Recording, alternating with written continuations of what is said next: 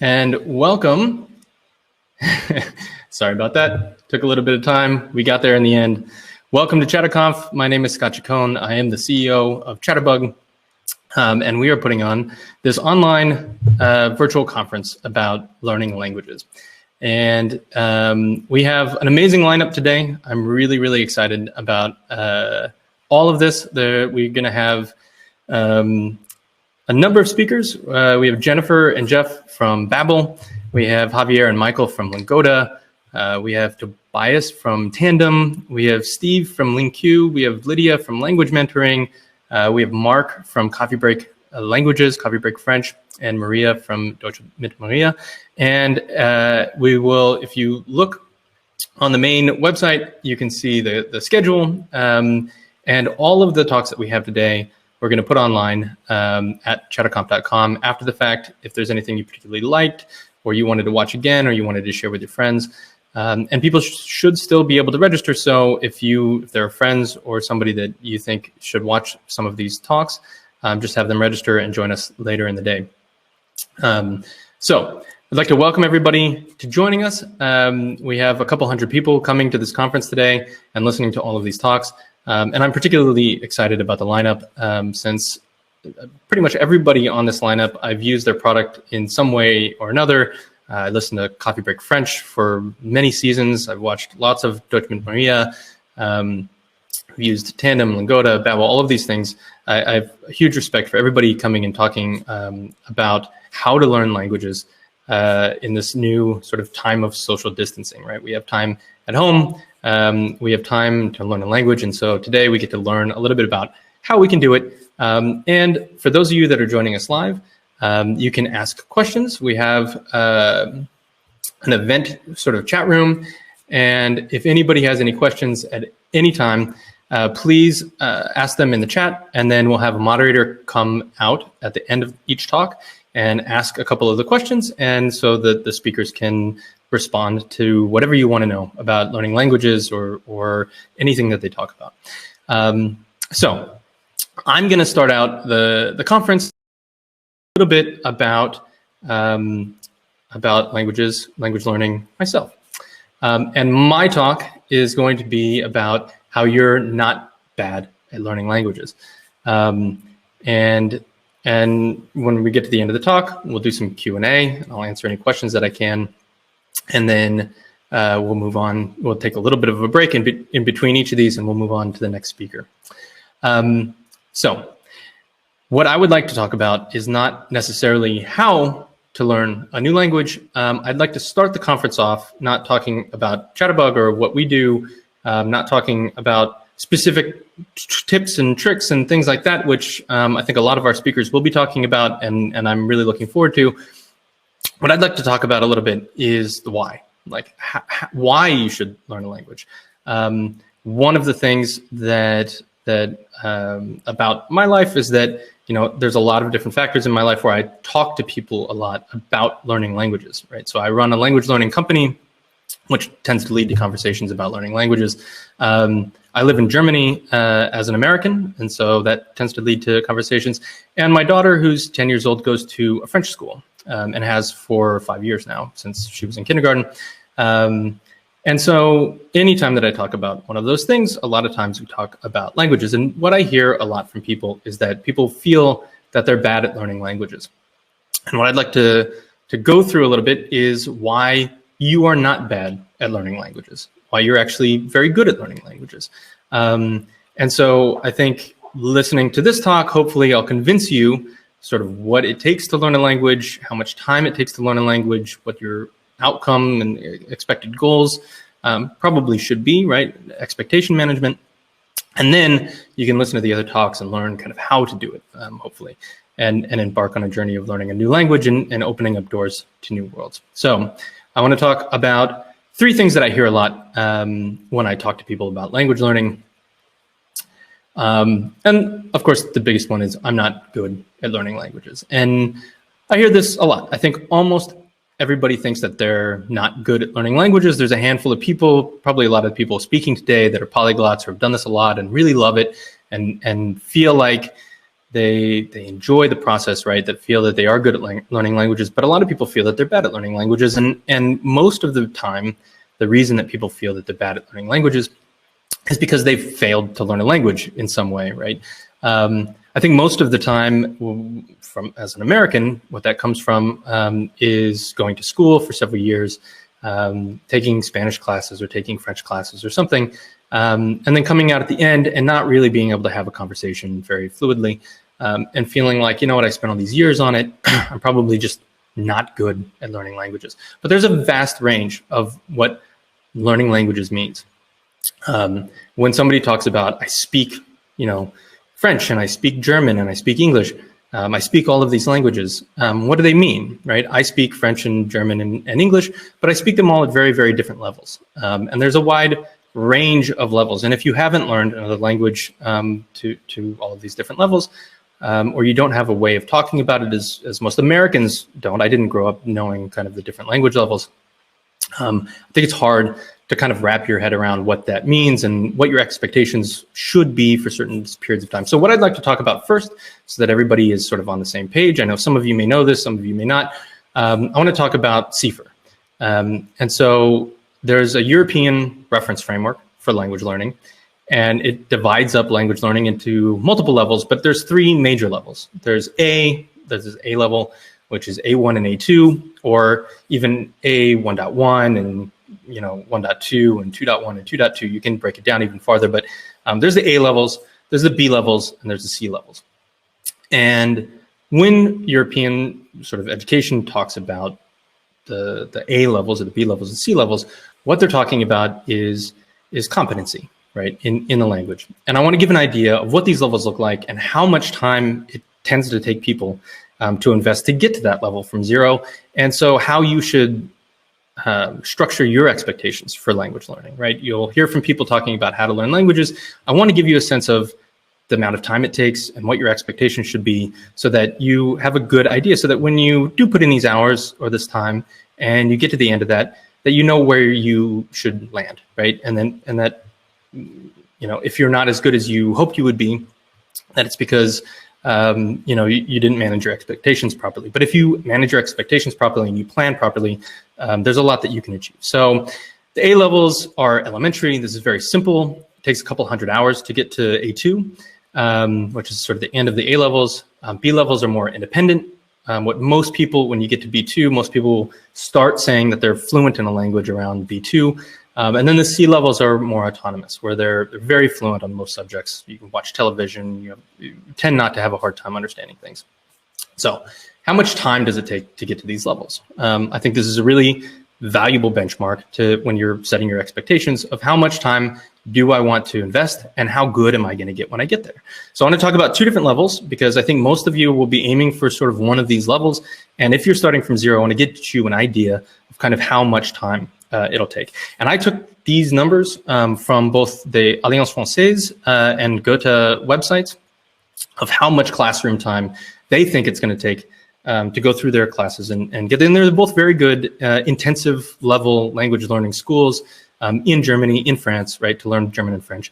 And they're very highly regarded. They're very good schools. And so I think this is a pretty good estimate. These are also group classrooms. If you're talking about sort of personal one-on-one tutoring, these times can go down a lot. And I assume Lingoda has similar things when you're taking private classes. Chatterbug, we see maybe 60% of the total hours to reach these levels because it's all one-on-one. But it's still a significant amount of time, right? And so what is 200 hours to get from zero to A2? 200 hours, if you break it down, is about 6 months or so if you study an hour every day, right? 30 days a month. 200 days, is about 6 months. So from zero, hour every day, real practice for 6 months, where do you get? And I have a video that I took off of YouTube. This is a Cambridge Assessment English. And so this is English students speaking A2 level English. Now, Asia, please tell me something about what you like to eat with friends. With my friends, I like eat the pasta and the fish. Mm-hmm. Do you eat sweets with friends? Yes, I eat sweet with my friends. because it's funny, and I eat the sweet once a week. Okay. So that is what A2 sounds like. That is what 200 hours of studying, or 150 hours or so, 4 to 6 months, maybe an hour a day, that's where you'll get in a language from zero for the most part. Now, what I want to show you is B2, right? So this is almost to year 1.8 years or so, 22 months, studying an hour every day from zero. What does this look like? Where do you end up getting? This is B2. In the first one, I think that girl like to make these plants in maybe his garden, or maybe she's going to eat them. In the second one, they like to spend time in the air, free air, or maybe free songs. It's good. Both are enjoying each. So that's what B2 looks like. That's what a year and a half, maybe 2 years on a relatively normal study gets you to, right? So I want you to have an idea of when you start down a language learning process, where you want to get, right? Do you want to get to A2? Do you want to get to B2? Do you want to get to the C levels? And have an idea of kind of how much time that you're probably going to have to put into this, right? Again, if you're doing one-on-one study, the total number of hours can come down a little bit. If you're studying, 4 hours a day, right, you can do that in 6 months, 7 months, something like that. But I want you to have an idea of what it is. And so when I hear I'm not good at learning languages, most of the time, it's not because people aren't good at learning languages. It's because they don't know what it takes, and they're not putting in the time, and they're not giving it the right expectations. The next thing that I hear is I studied a whole lot, but I don't understand anything. And this is something that I did when I moved to France several years ago. I did Duolingo for half an hour a day for a 100-day streak. I was very proud of myself, and I landed, and I didn't understand anything anybody said.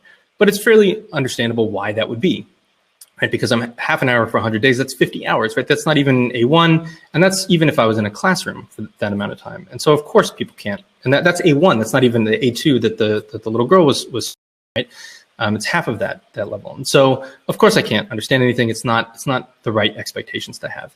But there's also a difference between linguistic competence and communicative competence, right? And so I think it's important to understand the difference between these. We have some people that will be speaking today that have sort of apps or offline study methods, and that helps with linguistic competence, sort of the knowledge of rules of a language. And then there's communicative competence, which is sort of, linguistic competence you can learn without speaking to people. Communicative competence, you really need to be speaking to somebody, right? Or you need to be hearing people speak and trying to communicate with them. And it teaches you the rules around a language, or the things that aren't really written down, that aren't formal, right? So a really common example of this is connected speech processes. And so these are things like, I'm gonna, right? Like, I'm gonna go to the store, right? You don't say, I am going to go to the store. You say, I'm gonna go to the store. Did you go to the store? I didn't, right? And so it's not did you, it's did you.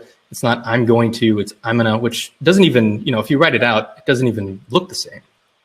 But it's very, very common for this not to be taught unless you're in almost any language learning experience, unless you're talking to real human beings, right?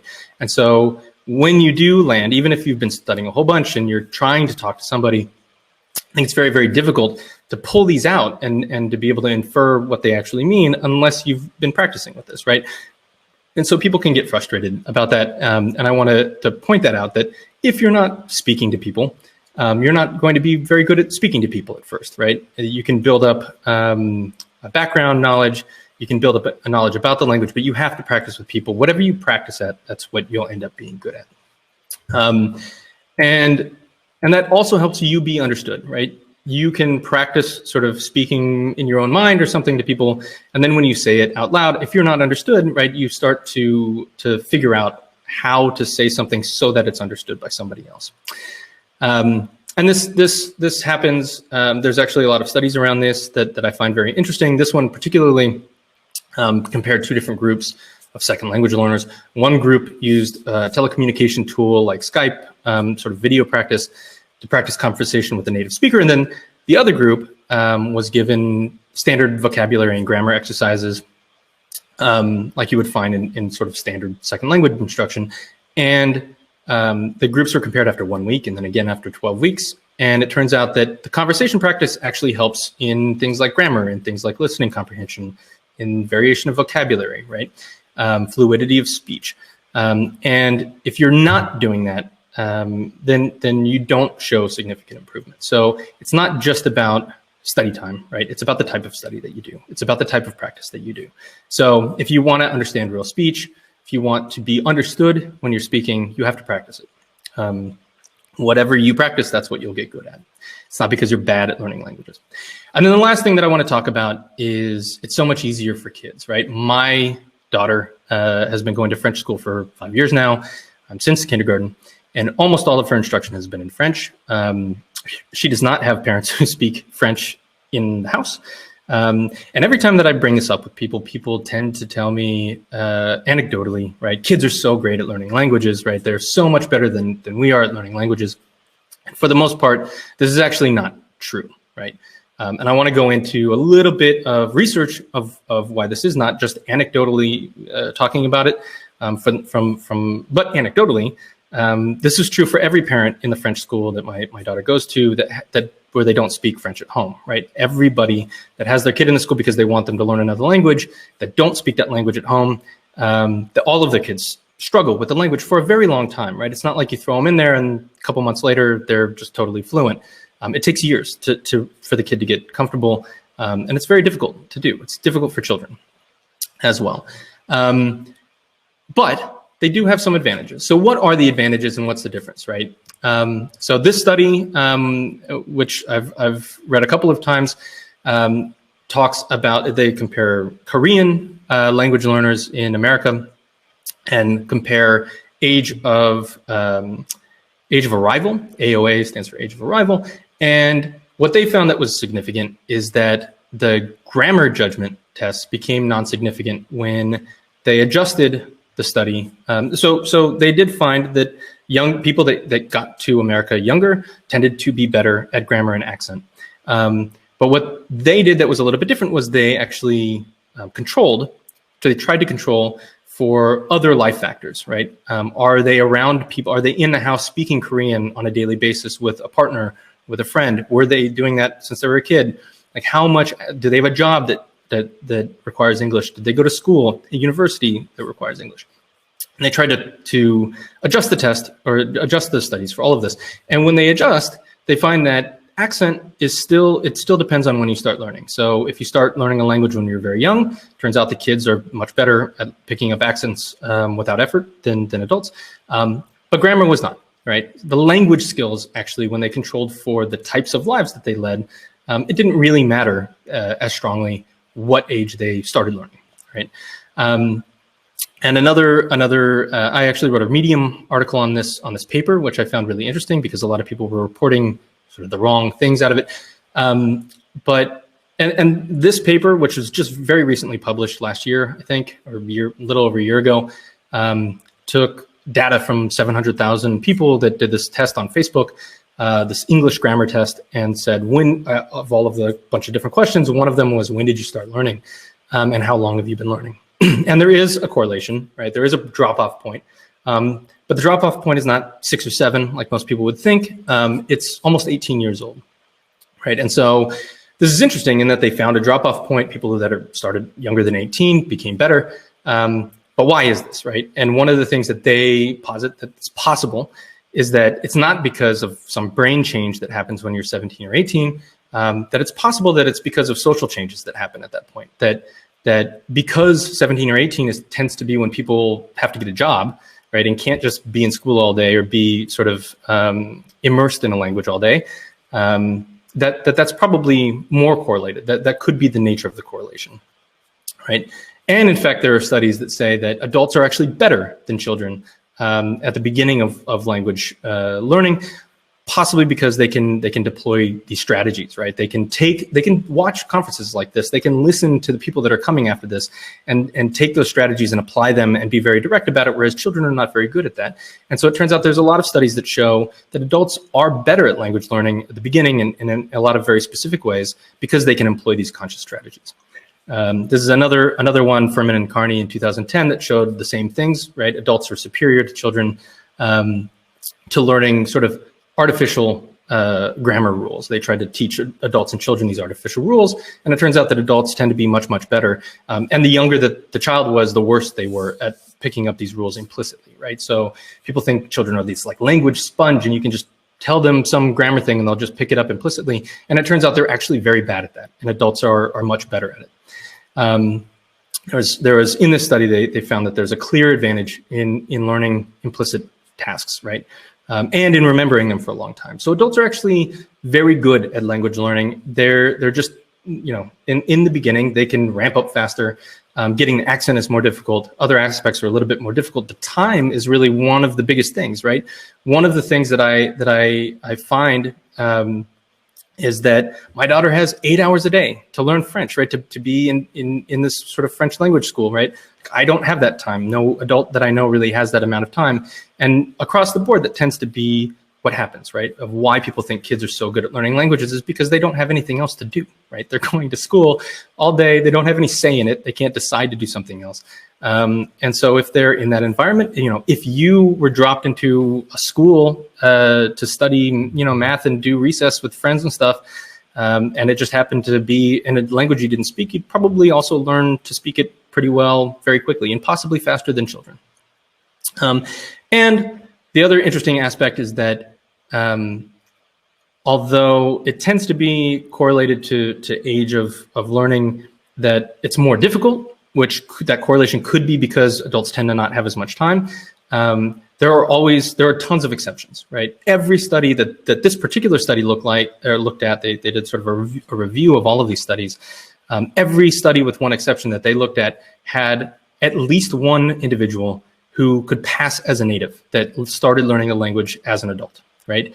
Where a native speaker could not tell that they weren't a native speaker. And so it happens constantly, right? I know people who are German, who grew up in Germany, who went to the German school system, that I can't tell that they're not American. They're very, very good. And this happens constantly, right? So it may be less often that it happens, but it's totally likely.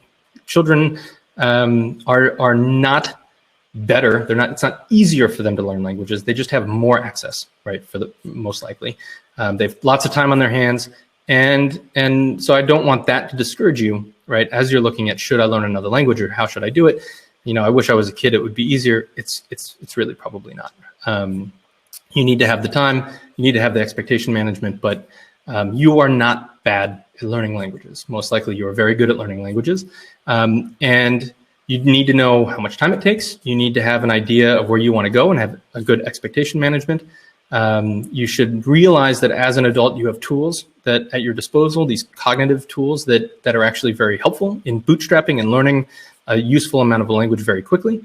And you got to practice what you want to become good at, right? So if you want to talk to people, if that's your goal, to have conversations, then start having conversations as early as you can, because that's really going to help whatever you practice at. That's what you're going to get good at.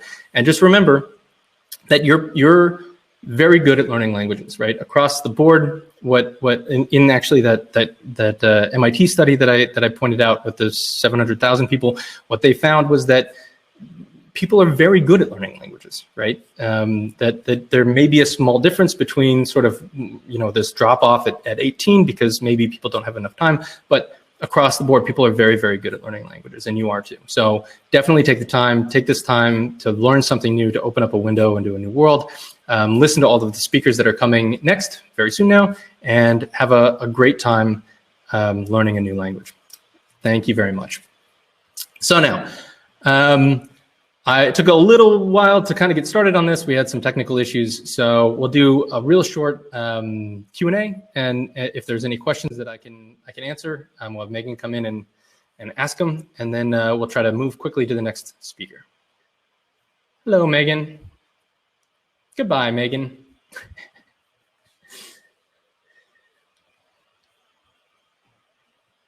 Can everybody see Megan? Okay, let's see. I have a question. What do you think is the most effective way to learn a language? So I think, I would want to come from I built a company on the most effective way that I find to learn a language. And so I would say, Chatterbug, obviously, but that's because, I like speaking. I want to have the outcome be I can speak to people. But really the answer, I think, is whatever you find engaging, right? I mean, it's about time. So you need to find something that you enjoy. You need to find something that is interesting to you and engaging and keeps you doing it for a really long time. Like, even if it's not the most effective method, it's you can have the most effective method and do it for a week, and that's great. But if you only do it for a week, you're not really going to learn anything.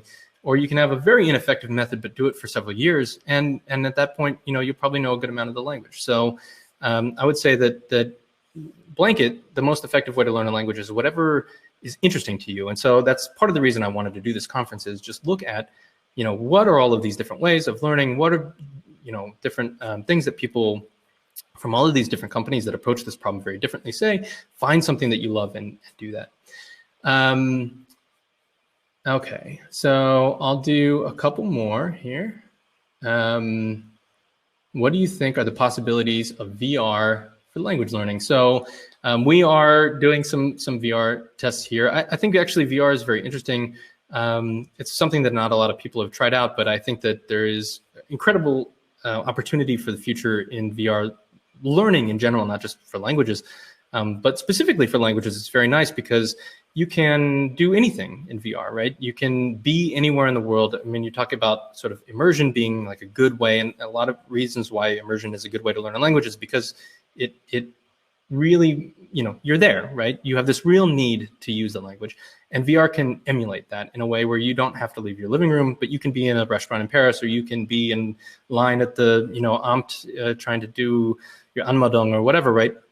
And it can feel like the actual thing, and you can practice it. Again, you get good at what you practice at. So if you practice being in these situations, then when you actually do them, then you can be really good at it. And I'm fascinated to see how VR can help both that, and also from a cognitive science standpoint of how human beings memorize things, right? Is there an advantage to be able to set up any environment that we want in order to help us memorize things, which in language learning is a lot of memorization.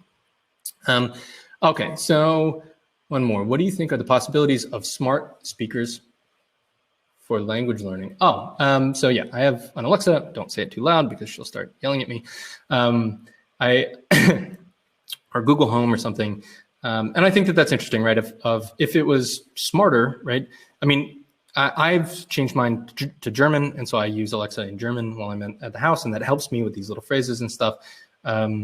But in general, I think there can be a thing where you have sort of a conversation with a smart device, but again, it has to get a little bit smarter. I think the interactions that you have with them, even in English, are really not that, or in your native language, I should say, are really not that good or not that natural, right? And so I think it's not quite to the point where that would be super, super helpful for language learning, but for little things turn your Alexa into a German-speaking one, learn all of the different phrases, and start practicing getting her to understand you. I think that's actually very helpful.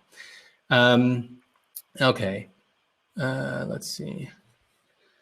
Do you recommend to learn languages with TV shows and TV series? I do. I think that TV shows are a great way of learning languages because they're entertaining, and it does give you that communicative competence, right? Where like I hear this actually a lot with friends.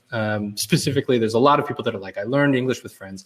And I've been watching Friends in German, right? Because I know the storyline, I know what's happening. It's somewhat simple, but there's a